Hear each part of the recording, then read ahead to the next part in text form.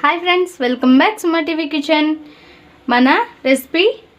टमाटा पच्चडी टमाटा निल्वा पच्चडी first टमाटाल्नी NEET गा क्लीन चेसुकोनी ఒక కాటన్ క్లాత్ తో నీట్ గా క్లీన్ చేసేసేయాలి తుడుచుకోవాలి తడి లేకుండా తర్వాత ఇలా కట్ చేసుకొని ఇంకా స్టవ్ వెలిగించుకొని స్టవ్ పైన పెట్టుకోవాలి ఇందులోనే ఒక 6-7 స్పూన్స్ వరకు ఆయిల్ వేసుకోవాలి వేసుకొని వీటిని బాగా మగ్గనివ్వాలి మూత పెట్టేసి ఇలా ఉడుకుతున్న ఈ టమాటాల్లోనే గడ్డలుప్పు వేసుకుందాం ఫ్రెండ్స్ సాల్ట్ కన్నా గడ్డలుప్పు వేసుకుంటే టేస్ట్ చాలా బాగుంటుంది నిల్వ పచ్చడికి అండ్ గడ్డలుప్పు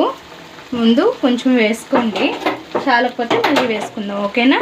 వేసుకొని ఇంకా టమాటాల్ని బాగా దగ్గరగా అయ్యేంత వరకు మగ్గనివ్వాలి ఇలానే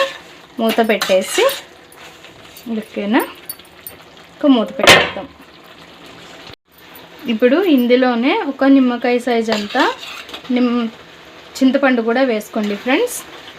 టమాటాలు పులుపు ఎక్కువ అయితే తగ్గించుకోండి లేదు అంటే నిమ్మకాయ సైజ్ అంతా వేసేసుకోండి సరేనా చింతపండు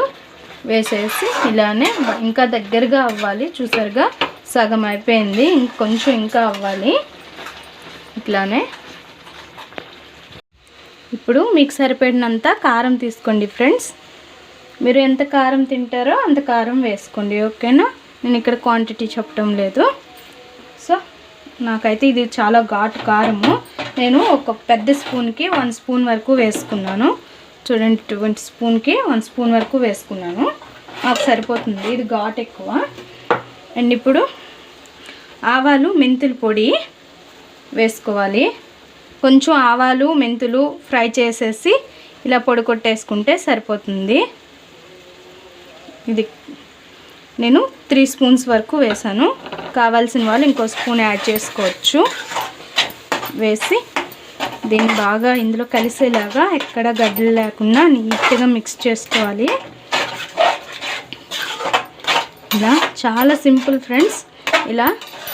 నిల్వ పచ్చడి చేసుకోవడం చూసారుగా ఫ్రెండ్స్ ఇలా దగ్గరికి వచ్చింది కదా ఇప్పుడు ఇలా ఒక ముద్దకంతో ఇలా గట్టిగా నేమేస్తే సరిపోతుంది ఆల్రెడీ బాగా స్మాష్ అయిపోయింది సో ఇంకా ఇలా చేసేస్తే ఎక్కడైనా ఉంటే టమాటా ముక్కలు లాంటివి చింతపండు లాంటివి ఇంకా బాగా అయిపోతాయి సో ఇప్పుడు ఇలా ముద్దకంతో నేమేద్దాం లైట్గా ఇది సంవత్సరం పాటు నిల్వ ఉంటుంది ఫ్రెండ్స్ ఇలానే నీట్గా చేసుకుంటే తడి ఉండకూడదు తడి ఉంటే మాత్రం పోతుంది పర్ఫెక్ట్గా చేస్తే 1 ఇయర్ పాటు మనకి చెక్కు చెదరకుండా నీట్గా ఉంటుంది పచ్చడి అనేది చాలా ప్రాసెస్లో చేస్తారు కదా నిల్వ పచ్చడి ఇటు నెల్లూరు డిస్ట్రిక్ట్ సైడ్ ఇలా చేస్తారు మాకు విజయనగరం జిల్లా అటు సైడ్ ఇంకా వేరేగా చేస్తారు అది కూడా చేసి చూపిస్తాను మీకు ఇప్పుడు ఇంకో సైడ్ ఒక బాండిల్ పెట్టుకొని స్టవ్ పైన ఇందులో 1/2 కప్ వరకు ఆయిల్ తీసుకోవాలి ఫ్రెండ్స్ ఆయిల్ తీసుకొని ఇది బాగా కాగాక మనం పోపు పెట్టుకుందాం ఈ పోపు పెట్టుకున్నది బాగా చల్లారాలి చల్లారినాకనే మనం టమాటా పచ్చడిలో వేసుకోవాలి లేదంటే వేడివేడిగా వేసేస్తే టమాటా పచ్చడి పాడవుతుంది సో ఆయిల్ బాగా మరగనిద్దాం ఇప్పుడు ఈ కాగుతున్న ఈ ఆయిల్లో పోపు దినుసులన్నీ వేసుకోవాలి శనగపప్పు మినపప్పు అండ్ ఆవాలు జీలకర్ర అన్నీ వేసుకోవాలి అవి చిట్టపట్టమన్నాక పప్పులు కొద్దిగా ఫ్రై అయినాక స్టవ్ ఆఫ్ చేసేసేయండి ఆఫ్ చేసేసి మనం ఎండుమిర్చి కరివేపాకు వెల్లుల్లి పొట్టు తీసుకున్న వెల్లుల్లి వేసుకోవాలి ఇలానే వేసేస్తే మాడిపోతుంది సో అందుకోసమని నేను స్టవ్ ఆఫ్ చేసేసి వేద్దామంటున్నాను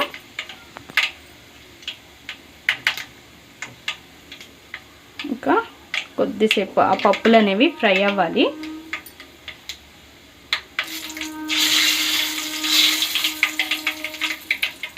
స్టవ్ ఆఫ్ చేసేద్దాం ఫ్రెండ్స్ చేసేసి వీటిని వేసి లైట్గా ఇలానే ఫ్రై అవ్వనిద్దాం ఇంకా చల్లారనిద్దాం పోపు అనేది చూసారుగా ఫ్రెండ్స్ ఇలా చల్లారినాక మనం ఈ పోపు అనేది ఇందులో వేసేస్తే సరిపోతుంది సో దీన్ని ఇంకా మనం ఒకసారి కలిపేసుకొని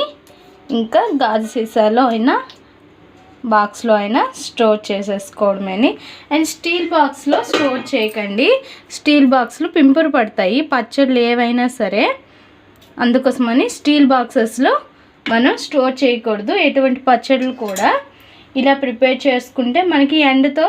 సంబంధం లేదు ఫ్రెండ్స్. ఇలా వెంటనే టమాటా పచ్చడి ప్రిపేర్ అయిపోతుంది. మా ఈ వీడియో మీకు నచ్చినట్లయితే లైక్ చేయండి, షేర్ చేయండి, మా ఛానల్ని సబ్స్క్రైబ్ చేసుకోండి. Please friends subscribe.